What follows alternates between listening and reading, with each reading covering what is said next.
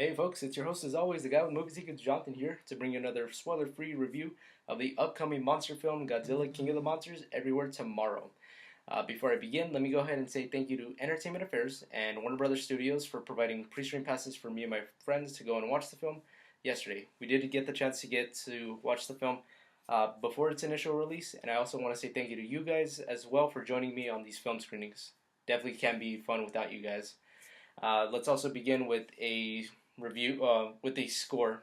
So I've seen it online and through Rotten Tomatoes that it's marked as a 7.1 out of 10, and through Rotten Tomatoes it's at a 41%.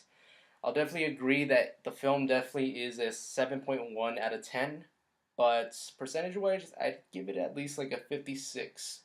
Um, the reason why I would say those two scores would mainly be because probably top three reasons. First one is that we didn't get to see cast members from the original film, Godzilla 2014, which starred Aaron Taylor Johnson, Elizabeth Olsen, and Bryan Cranston. Obviously, we won't see Bryan Cranston because his character was killed off, but it would have been cool to see Aaron Taylor Johnson back in the film again with Elizabeth Olsen. This film is a direct sequel to that film and is connected to Kong Skull Island. It's part of the MonsterVerse, which is going to be expanding a lot more after this film. Definitely big expansions and definitely more fights coming up. The film stars Vera Farmiga, Kyle Chandler, Millie Bobby Brown from Stranger Things, O'Shea Jackson Jr. from Straight Outta Compton, and returning cast members from the first Godzilla film, Sally Hawkins and Ken Watanabe. The film was definitely enjoyable for various purposes. For anybody who loves the Godzilla films and is big fans, definitely this is a movie meant for you guys, for sure. I did like the movie as well. I'm not much of a Godzilla fan, but I do like the movies. They're very enjoyable. This one was very enjoyable as well.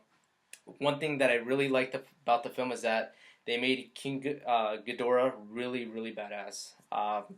Just the way he was kind of shown, how the design of it, the CGI for it, it wasn't too crazy or too kind of like fake, but it was definitely really good. It's definitely a lot different than the anime movie adaptation of Godzilla where they brought King Ghidorah there, but it didn't really work well. I didn't like it, but compared to this movie did a bomb job. So props to Warner Brothers and the movie studios involved.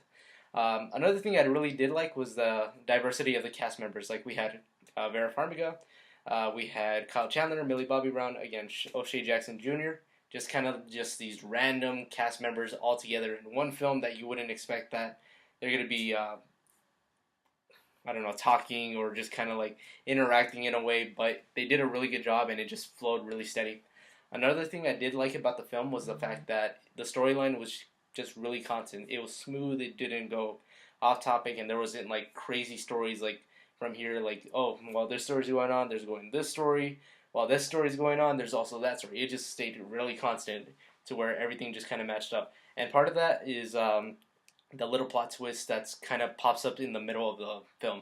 It definitely was a great addition to that film because it helped the film flow a lot smoother and it kind of just fit well in the film in the sense of like how the storyline is going. But that's one thing that I really liked about it. Another thing was the fight sequences were really awesome and just kind of like how everything played out with the battles, the team ups, the just pretty much everything that went on involving the monsters. But I think it would have been really cool to see more monster fights rather than just kind of like a little bit more of like the human interaction. Like, don't get me wrong, it fit the story well, but I feel like there could have been a lot more fight sequences. It could probably, they were a little bit longer, probably could have made the film a little bit more better than what the score has online. But I'll definitely say this film is definitely good. You guys might like it for those of you who are fans of the Godzilla monster films and are fans of the new MonsterVerse films, which is Godzilla from 2014, Kong Skull Island, and now King of the Monsters. I definitely would recommend this film for you guys and as well as the kids. Might be a great way to go and take them out, have a family time, have fun family time with them. That's all I have for today. Tune in next time for my next review. Who knows when it'll be? I'll try and keep you guys updated. And as always, enjoy the show.